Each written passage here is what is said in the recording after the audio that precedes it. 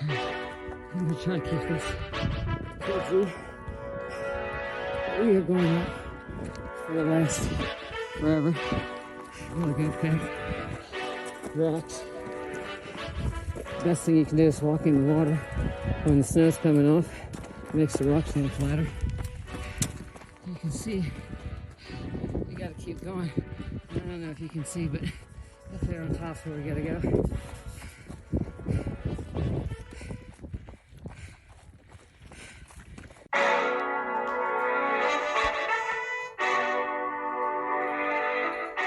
Welcome to the 393rd episode of the Jami Dulaney Plant-Based Wellness Podcast. My name is Jami Dulaney, and I'm your host. I'm a plant-based cardiologist and endurance athlete living in Southwest Florida at elevation 3 feet. The Leadville Marathon is complete, and it is the highest elevation marathon in the United States. So what would a flatlander have any business going to Colorado to do a marathon at elevation? Just wanted to see how it might be. It's in the books. We finished with a total time of 8 hours, 41 minutes, and 46 seconds. To put that in perspective, I have done my fastest marathon at 4 hours and 4 minutes, and I have paced my fellow plant-based strider at 6 hours and 46 minutes. So this was significantly longer. We ran for 3 hours and 19 minutes and 24 seconds, and we walked for 5 hours and 17 minutes, and we were idle, according to my Garmin, for 5 minutes and 6 seconds, and I know exactly where that was. That was at the very, very peak called Mosquito Pass at 13,183 feet above sea level. So, how did we get there and what led up to it? We'll go through it a little bit. First, I'll say all is well. I didn't do a podcast last week because we were traveling for the race. The week before, I did a podcast with Omicron. And I got to say, I was pretty much back to, I had run the week before the marathon. I really kind of took it easy trying to come back and did the severe reverse taper at about 3 miles a day, just trying to get my energy back and not expend too much energy and see how things went. So we traveled on Thursday and raced on Saturday. Most people would say you should be out there and acclimate a little bit, but you know, that's not our life. So, so we flew out Thursday evening, and you know, I had a little bit of a GI stomach not quite right with Omicron. Appetite was off, not just not quite square. And when we got to Denver, it's the first time I was actually a little bit hungry. So look forward to going to a vegan restaurant in a little suburb of Denver called Old Town. And we went there, and they had mango kombucha. I love mango. I like kombucha. If you don't know what kombucha it is, a fermented black tea made with a symbiotic culture of bacteria and yeast. So it's sweet black tea that the yeast convert to alcohol, and the bacteria take the alcohol and convert it to short-chain fatty acids, and is somewhat of a probiotic. So it is somewhat healthful, and they had a mango flavor added to theirs, fresh mango juice, and it was on tap there as opposed to being bottled. So we got there, we sat outside, I got a mango kombucha, and we ordered an appetizer of Brussels sprouts and an entree of quinoa and broccoli and other vegetables with tofu. And so I kind of drank the kombucha fairly quickly, but it tasted okay. I can't say that it tasted bad. And then we had Brussels sprouts, and as most of you know, when you go out, it had a sesame type oil, and I could see there was a fair amount of oil on it. Kind of, pushed it around, but was hungry because we really hadn't had any real food all day long, and that Brussels sprouts are considered green. So I went ahead and, we ate some of those. Then my entree came, and it was pretty low as far as oil goes. It had a little bit of a chili sauce to it, but not real spicy, maybe even a little bit sweet. and broccoli, carrots, edamame. So again, some pretty high fiber foods coming my way after a bubbly kombucha. If you see where this is going, all of a sudden I didn't feel well. And it was a little hot. We had been inside in the airport. I was cold. We were sitting outside. It got hot. And I thought, maybe that's it. And one thing led to another. And I was feeling pretty miserable. So I really do think it's a combination of I got into oil that I wasn't used to. Kombucha may or may not been. I hadn't had a kombucha for a long time. It's a little bit too much carbonation for me. I really don't drink anything with carbonation. But I became a big bubble, and I wasn't sure which way my Brussels sprouts and broccoli were headed at that point, and I was worried it was coming back to visit. And if you have any GI distress or gas, this is a plant-based wellness podcast, and I am a physician, so I can talk digestion, but Gas X is your friend, and I always carry it in my suitcase. Usually in my car as well, but we were in a rental. But so we went back to the car, and I got some Gas X, and a little bit, it kind of relieved the situation. But it took most of the evening to kind of get my stomach settled down. And next morning, Friday morning, it was so, and we went out to test the elevation, and it was. The weather was really interesting. I was a little afraid it was going to be cold because we're here in the high 70s in Florida into the low 90s now with high humidity, and the weather forecast there was 40s to high 60s, maybe 70s. But amazingly, we went out and it didn't seem that cold, and so we thought we'd test out what we might wear for the marathon, and we went for a little run, and immediately my heart rate went up to race pace heart rate. So I knew the elevation was a factor. If I back up a little bit further, that morning I had a little tingling in my hand that I wasn't sure what it was. The tingling it was just my hand, and it wasn't in a dermatomal distribution, so it wasn't like it was a disc. It was just my hand. Didn't have any weakness. I didn't feel like I was having a stroke. Kind of like if you hand was asleep a little bit, and I kind of shook it around, and it didn't really do much, but it kind of gradually went away. And I didn't really say anything to Michael. I thought I'd just see what happened. And a little bit, he came out and he said my hand was tingling, and so pretty much. Came to the conclusion that it was altitude. And so if you think about being at, higher altitude, the air is thinner, so the partial pressure of oxygen is less. So you tend to breathe a little bit faster, especially when you're acclimating. Travel will make you a little dehydrated, so you'll tend to have a little bit higher heart rate anyway. So when you breathe a little bit more rapidly, you breathe off more carbon dioxide. Carbon dioxide and oxygen share an equal distribution on our blood hemoglobin molecules. If you get rid of too much carbon dioxide, you tend to hold on to the oxygen. It has to be balanced out. So if you hyperventilate, that's why you get dizzy and pass out, because you're not releasing the oxygen to your brain. Same way with being at altitude. If you start breathing more than you usually do, you're not delivering as much oxygen to, again, the small blood vessels at the very ends, like your fingertips, hands, feet. Therefore, they can tingle a little bit. So that was the mechanism of action. So again, we're trying to hydrate.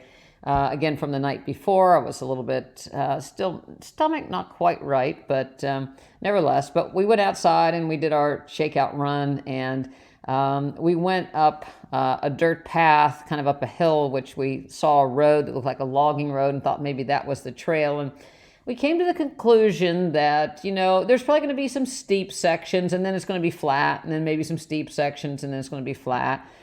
And it's not going to be too bad. We'll walk the uphills, we're going to run to heart rate. I know that when I'm running a marathon, if my heart rate gets into the high 140s, 150s, I'm going to bonk later on. So I don't really want to hit that until later on in the race. So ideally, my easy training runs are in the 130s, and that's kind of where I wanted to be at least through halfway through the marathon. That was my goal. And the way the race was, you went out to the peak summit at Mosquito Pass at 13.7, and then you came back. So there were, on the elevation, you can go to, I'll put a link to the podcast or a link to the website, but you can see the elevation. There's a small climb, then a pretty big climb, and then the big climb to the summit. And then, we retrace your steps back. And so it's net downhill on the way back. My reasoning would have been that, okay, it's going to be more downhill coming back. Maybe we have a chance at negative splitting this and making up some time, but we're going to really be conservative on the way out, not knowing exactly what we're going to face. So that was a really good plan. And we met some friends for lunch and it was actually a vegan restaurant called the Golden Burrow. It was not up to par. It had some beans and some, peppers and onions and pinto beans in a burrito type of thing. And I kind of picked around it. There was some lettuce in there. Kind of got full quick. Not my usual appetite, which is was a little worrisome. The evening before the marathon, we had a veggie pizza that was really low oil. It had, we had tomatoes and peppers and mushrooms on that, and it was pretty good. But again, appetite not very good. Got filled up pretty quick, so not the usual caloric intake before a marathon. But nevertheless. I always like going out west because you gain time. So, even though the race started at 7, it was like starting at 9. So it wasn't like we had to get up at the crack of dawn. We stayed at a hostel, which was my first experience of staying at a hostel. It was about 1 block from the start. And it was a great, great place. We met a lot of people. The interesting thing about staying at the hostel, we heard a similar story over and over again. The owner of the hostel told us that he went to the University of Florida, lived in Miami, and then actually lived in Houston, had a job. He traveled a lot, went out to Colorado to run, fell in love with the mountains, ended up, quitting his job and buying the hostel. We heard from another fellow that, went to the University of Miami, had a job, hated his job, came out to Leadville to do a bike race, fell in love with the area, quit his job, moved to Colorado, found another job that allowed him to run and ride. I mean, we heard that story over and over again while we were there. People just fell in love with the simplicity of being in the mountains, fresh air, hiking, the outdoor activities, realized they didn't want to be in the rat race. Especially a lot of people, we heard from a flight attendant that's a similar thing, took up running with all the restrictions and COVID and lack of personal control. People were just starting to decide that, there's more to life than being on a hamster wheel of somebody else's intentions. And so it was a lot of interesting conversations. I really did like staying in the hostel because we got to meet a lot of different people. The hostel was, we had our own private bathroom. There was a big group living room, a sitting area, giant dining room, and then a fully furnished kitchen that you could bring in. There was a refrigerator to store your goods and dry goods if you wanted. You had access to all the things in the kitchen, so it was pretty cool. Again, you got to meet people. But the race morning, got up and got some coffee in a bar and headed to the start line again, which was just about a block and a half away.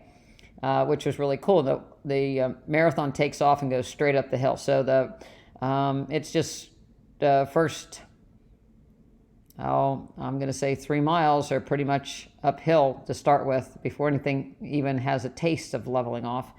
So we start out, and we actually were in line for the Porta-John. So we were actually dead last taking off. Which I've been there before. It's not that big a deal. And it's actually really good because we had no pressure to run with the pack. We started out running our own pace. We were with a group of people that, there was a group that ran as a team. Well, they were all friends that did this marathon on an annual basis to raise awareness for veterans with depression.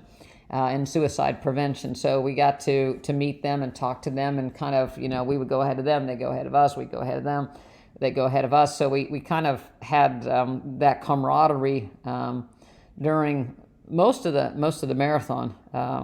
So that was really nice. So, and it really spread out. Well, being in the back, it spread out really quick. So there was never the feeling that somebody was coming up behind you or you had to stop and get off the road. And actually, it started out on a paved road, then it went into a mining road.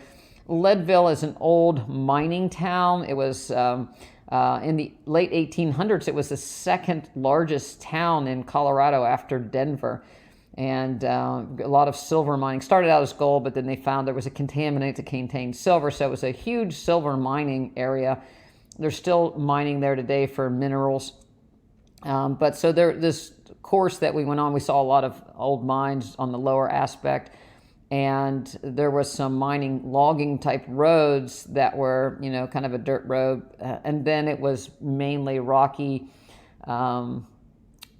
I guess, washout of, snow coming down, rocks about the size of softballs with a lot of pointy edges, not really packed down, like running on giant gravel. And the banks were, kind of cantered down pretty steeply. So you kind of, if you've ever skied, it was kind of like running moguls, back and forth, trying to get footing. Rocks would slip out from under you. Wasn't a huge deal going up, but it was a huge deal for me coming back down because I turned my ankle multiple times, always the same foot turning in. And it, so you kind of get this jolt like, oh, geez, did I really do it this time? And you run, 15 yards or so and it settle out. You can get back doing what you're doing. And it was just enough to get me a little worried and, say, I don't want to really hurt myself out here. I say this every trail marathon for the most part, but this was the rockiest one we've done to date. It's kind of funny because when we go back and look at other ones, they don't seem as rocky as the ones that we do, in the future. And this one was truly rocky. That concept that there would be hill climbs and then flat was totally wrong. There were hill climbs and then down through the rocks and then up the hill and down through the rocks, but there wasn't any flat areas for the most part. There were grades that weren't as bad sometimes, but there was not a flat stretch of land to mount to anything throughout the whole race course. So we started out and realized pretty quickly that there wasn't going to be a lot of running up the hills for us. Heart rate, it was a pretty big effort walking, hiking fast as we could up the hills, but we were doing good and everybody was encouraging that, we were going to make the cutoff time and no problems and everything was, going just perfectly and not to worry and we're just here to enjoy it. And we stopped and took some pictures and the scenery was absolutely gorgeous. The mountains were snow covered and you could see where we were kind of headed. You could see this line of zigzagging switchbacks of people as they went up the mountain. So it was all really pretty. The temperature was in the 50s, so it was not bad. I had short sleeves on and arm warmers and shorts. I took the arm warmers down some of the time, but I was never until we got to the top, was never cold. It was somewhat overcast. I'd have my sunglasses on and off, but for the most part, didn't really need sunglasses. Didn't see any animals except a fly. So it was, and as we climbed, we lost the trees, so, one person that was running is like, well, we're getting closer to the top because the trees are getting smaller. And that was an observation that I learned to pay attention to. But so we walked and we run downhill as much as we could. Again, it became very difficult. I have to say I'm quite disappointed in my ability to descend. I just didn't have the guts to let it go. I looked at those rocks and thought this is a very bad injury if I go down. I'm just not technically skilled enough to do this. I'm just going to have to go down controlled. I felt good going up. I could really hike quickly. So we would actually pass people going up and then they'd pass us coming back down. So it was kind of a little bit demoralizing in the fact that, we put out all this effort to go up, but then coming down where, you could try to catch your breath. I'm still putting in effort trying not to fall down, where other people could kind of let it go a little bit more. What I noticed when I looked at the results at the end was that if you didn't live in Colorado and you were over 50 years old, you were with us. At the back, that was the back. That was the description of the back of the Packers. So we weren't alone in our inability to run at altitude or descend gracefully, I should say. But there was a wide range of age groups. There was a half marathon that went on that took off an hour or so behind us. And we kind of got together at some point. But, the older age groups, I would have to say that's what I was involved in, the late 50s, early 60s. There might have been a couple 70-year-olds, but not too many in the full marathon. So anyway, we were up and down, up and down, up and down. And then we finally got to this aid station, which was about mile 10. And everybody said, okay, now this is the base. Now we're going to do the climb to the summit. And it was about 3.7 miles to the summit from there. And then it became this truly ants marching up the hill with switchbacks on rocky terrain, snow, melting snow, water coming down. And it was relentlessly uphill for 3.7 miles. And if you listened to this podcast before and you heard the smart doctor here talking about my hill training of a half a mile twice a week at a 15% grade, it was nothing. It was nothing to prepare me for what we experienced. I mean, it was, it was the first hill of the marathon was what I was prepared for. I was not anyway near prepared for the steepness, the technical difficulty of climbing that last 3.7 miles. And I got to tell you, again, I told you our run time, mile 12, I guess it was mile 12 to 15.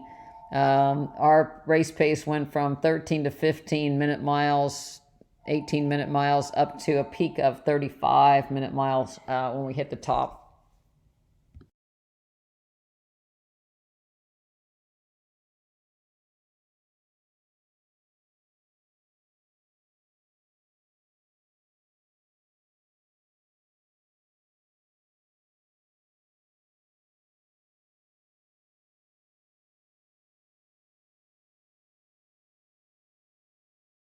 But it was just a little bit eerie being up that high. And like I said, it was cold. So we decided to get off of there as quickly as we could. And the descent was, it was just so technical. I mean, it was, a goat path on the side of a cliff with rocks and mud. And just couldn't make any time whatsoever. It just was, it is what, there was just nothing I could really do differently. I can't say that my legs hurt. I felt some fatigue, at 13, but I can't really say that I was feeling any, terrible discomfort in my legs. It was just, I didn't have any more oomph than I did. And like I said, going down. Now, I did feel a little unsteady, that I could, and my quads were a little bit fatigued. So were they going to hold me if I slipped? So again, decided to take it kind of slowish. Got back down off and, tried to push it a little bit when we could, but terrain, just going down was, to me, it was almost harder than going up because, you were trying to pick your step and hold back, which is not what you should do, but it's what I felt like I had to do. And so it really, really slowed us down.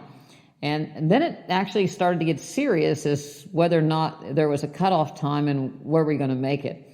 And that became, really ominous. And, doing math at any marathon is not easy for me. Doing math when the oxygen is lower is even harder.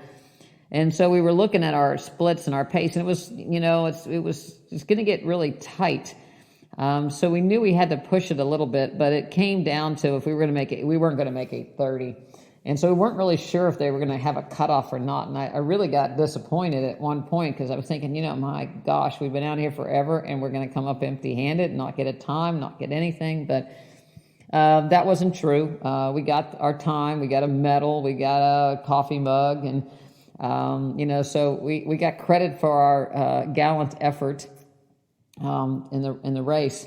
And again, I don't have any regrets for doing the marathon. I mean, it was a huge learning experience. I hope, I got a little bit better on the rocks over the course of the day, 8 hours and 41 minutes of practice. I'll be anxious to see at our next marathon, which will be our next race, which will be out in Texas at the swim run, which we thought was rocky, but then we realized after a while that it wasn't as rocky. How well we'll do because of what we trained and how we trained. A little bit of COVID lingering, but mainly just not being altitude trained or technical trained enough for the terrain was really what slowed us. And like I said, anybody that didn't live in Colorado or the mountains down. But it was good. And like I said, would I ever do it again? Maybe. Next year? No. So there's a lot I'd like to cover before I put myself in that predicament again. As far as fueling for the race, we used some powdered drink mix, Tailwind, a lemon lime. There's a company called Gnarly, Gnarly. Did a fruit punch, a limeade, and even a cherry cola that kind of tasted like cherry Coke from what I can remember. Did that, and then the Huma gels and the Cliff gel. I did have some Oreos because I always have Oreos out in the woods. That's my only place that I ever eat Oreos. So they tasted pretty good. It was hard to actually take in fluid and remember to eat because you were watching your feet all the time or watching where you were going to step. So probably didn't drink quite enough early on. Or as much as maybe we should have, but I don't think that really made a difference. I got a little bit nauseated in the beginning, but overall my stomach was good, so I was so thankful for that, given what we went through. And so that all was good. I think our hydration, our nutrition was good. Again, we were going slower, so it makes nutrition a little bit easier. It was cooler, so that makes nutrition easier. You do have to worry about the hydration part at the altitude, but I think we did really good with that. I was never dizzy, never got a headache, or any of the other altitude type symptoms. Never had any of the tingling after that initial little tingling in my feet when we started the race, probably because I hyperventilated when the gun went off. But so that was all very, very good. Like I said, things I really didn't know. I mean, I knew Leadville was a mining town. I didn't realize that it had been such a big town in the past of Colorado's past. It is the sixth highest peak in Colorado. And, it's just amazing. The scenery, even driving out from Denver, the scenery was very amazing. So, I'd have anybody that, it's a great place to visit if you want to hike, run. If you're going to run the marathon, you probably should train a little bit more than we did. But there's that. Post-marathon, actually at the race finish, we got all excited because they had a jackfruit barbecue, but obviously Colorado is not that much of a vegan town, so the jackfruit they used in their barbecue was the really ripe version, so it was really nasty. I couldn't eat that at all. There was a fruit cup, had that, but it was a tiny fruit cup. Went back to the hotel, and eventually we finished the pizza that we had the night before, and I think we might have had a bagel, but didn't have the fruit that I normally have. I think that might have delayed me getting, I'm a little bit more sore longer, perhaps, than I usually have. Not much, but a little. The next day we took off and went back towards Denver, and we actually visited Buffalo Bill's gravesite at another elevation point and did some hiking around there just to kind of get the lactic acid out of our legs. We ate at a really good Lebanese restaurant and had falafel, and was really good on pita bread. So that was in some grape leaves that were stuffed with rice. So that was really good. And then in the evening we stopped at a place and had some pho. So I had some cabbage. I really couldn't look at the broccoli in my soup. Just a little bit more, just afraid of it. But cabbage, it's funny. The cooked cabbage really tasted good to me, and that worked out good. So note to self. But the noodles and the broth and the cabbage and some carrots were really good. And so we enjoyed that. So all in all, it was a good trip. I think we did good. The next day in the airport in Denver, they had a Jumbo Juice, so we had a big green juice. There was one grocery store in town, so we had bought some apples and blueberries and plums. So we had that in the airplane, so that made the flight home, I think, really good. And with all the fruit juice and the green smoothie and the fruit itself, I think that was really finally got our recovery fuel a little bit late, but nevertheless, we got it. Again, I go back to the area, and it reminds me of rural West Virginia in the mountains where I grew up a little bit. It reminds me a little bit of Ontario, Canada, where we used to visit. But I think the attraction is just, getting out into nature. It's so beautiful and peaceful and laid back that, you just, people were very kind, and, that we met, nobody was in a rush. It was funny in the intersections of the little town, people stopped to let you cross. And if you're in the car, no, you go, no, you go, no, you go, it wasn't all this honking and hub. So I really understand why people are lured, to Colorado to spend time or to move there or to adopt a more simple lifestyle. And I think that, people say, would you move there? And it's like, no. I like my life here in Florida. I have the opportunity to do a job that I love and work with people that I love. And I'm a family person, like to be around, my extended family as much as I can. But I do enjoy, that aspect of my life, and my profession allows me to get out into nature on a regular basis to do these things. And I think that's what keeps me sane. And I talk about it a lot on this podcast as far as getting outside to move. It doesn't necessarily have to be a marathon, but getting outside to move, whether it's hiking, running, swimming, biking, kayaking, but getting outside in the fresh air, the microbes, there's just something about being in nature. It's kind of where we belong, rather than, in a cement jungle enclosed with the doors closed and not talking to anybody. It's we need to be with people, but we need to not too many people. We need to be in a positive situation. We need to be outside and move as much as possible. I think that, races like that bring it home and make the trail races, to me, much more desirable. When I first started running marathons, I was all about running the big ones. If there wasn't, 20,000 people, I felt like I was, selling myself short, not getting involved. And I loved running with the herd. And, even if I didn't talk to anybody for the time period, and running with that herd, I loved.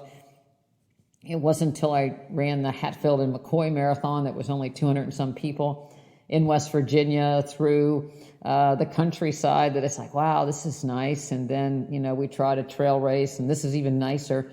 And just really enjoy the people associated with trail running, the race directors, very accessible, everybody was very nice. The aid stations, very, very helpful, very, very positive.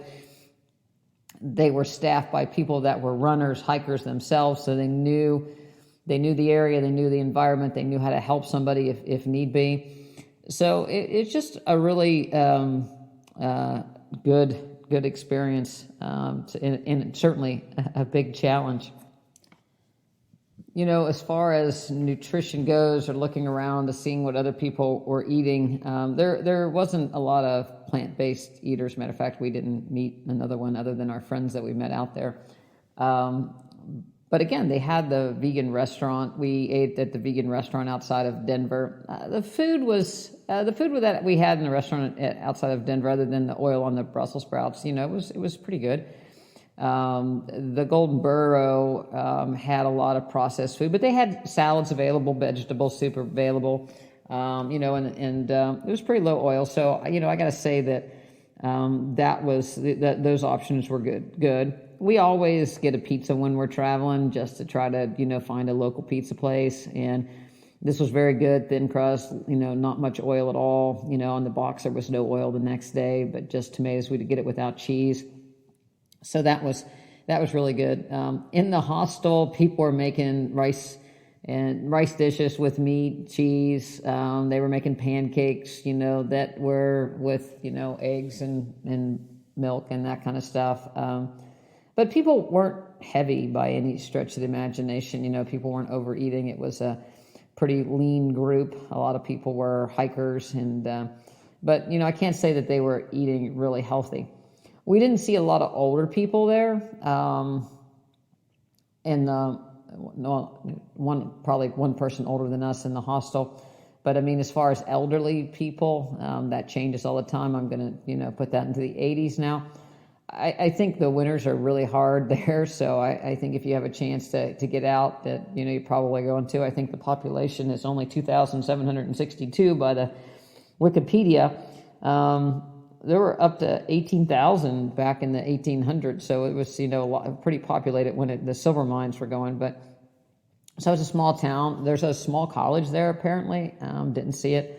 But it's, it's a lifestyle for younger people. It's, the winters are going to be hard and a lot of snow. But if you like outdoor activities, I grew up cross-country skiing and snowmobiling, and so it would be great. But again, not an easy life for people that had trouble getting around, especially with the elevation. Which gives me another reason for people to train and to keep healthy for endeavors like this, so that you can go and see. So, I've had some members of the practice go out to Colorado. I have some members that go out and hike every year, but I've had people go out and visit. I have a couple members that spend some time out there hiking.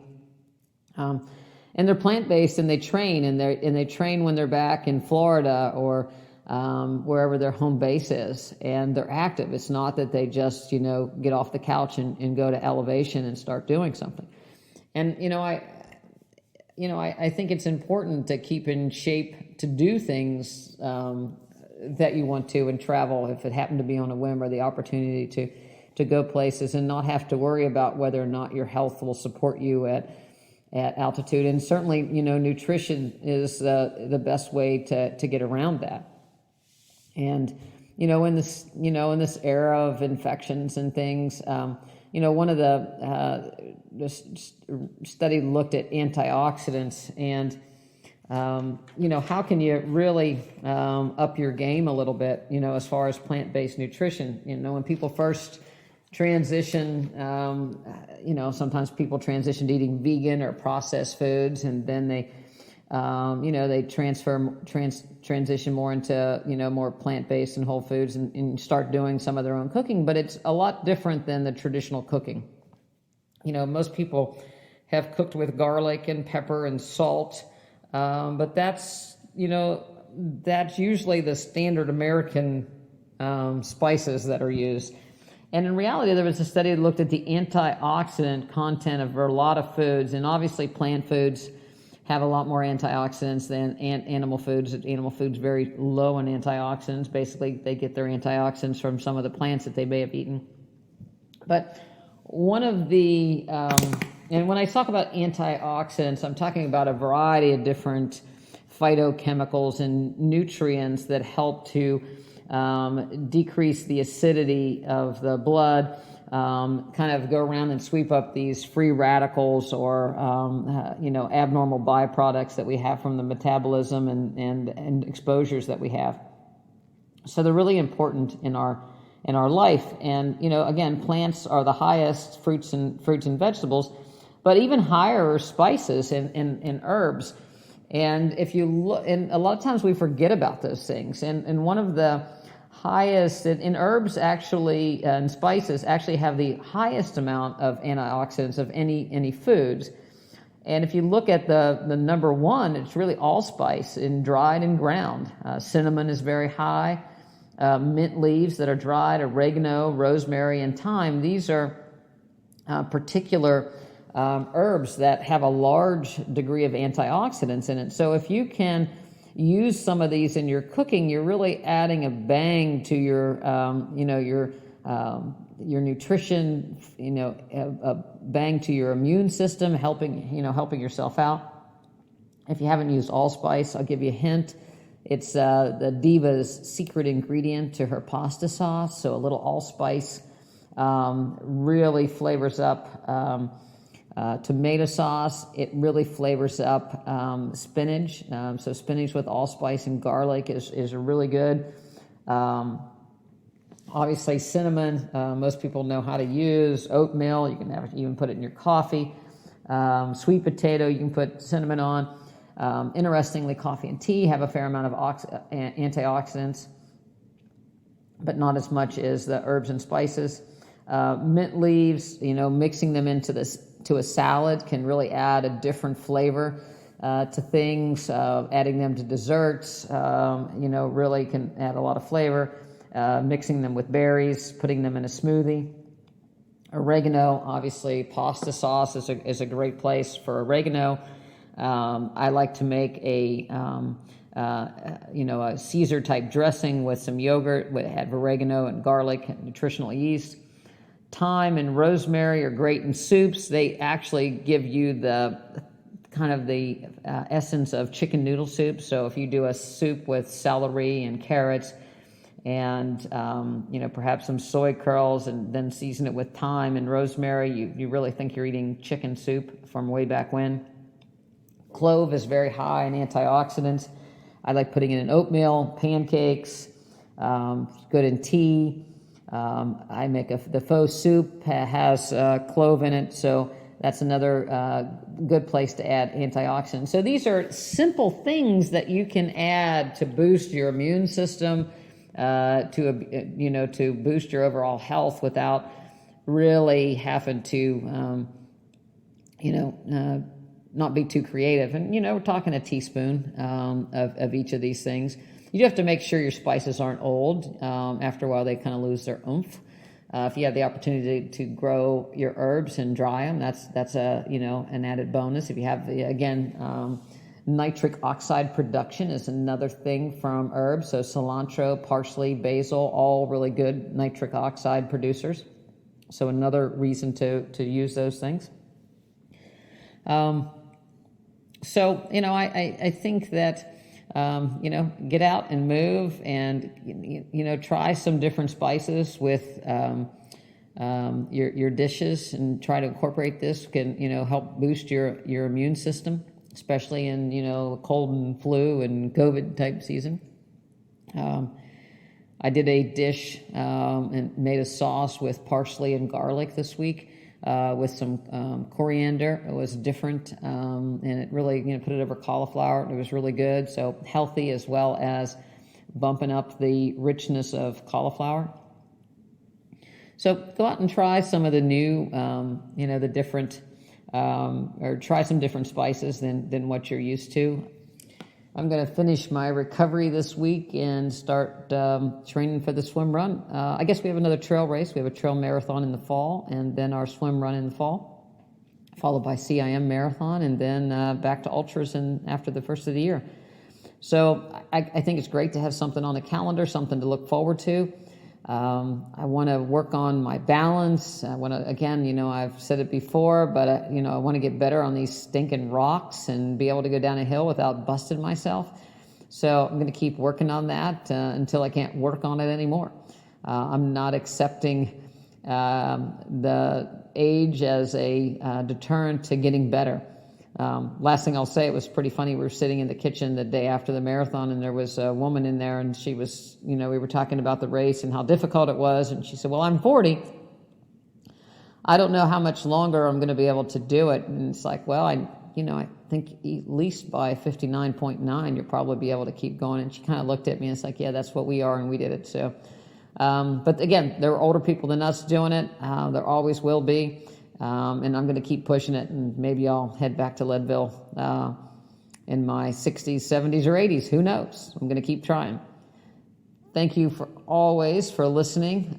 Share this podcast with anybody that wants to listen. If you're interested in our practice, go on over to drdulaney.com, DOCTORDULANEY.com, and learn about our practice and how you can join us and get healthy and trained to do whatever you want to do outside. And you can email me at Jami at Dr. Dulaney. I'd like to hear from you. Again, share this podcast. Love to have a good review on iTunes. It helps spread the word, gets it out there so we can get some more listeners. Thank you again for listening. Have a good evening.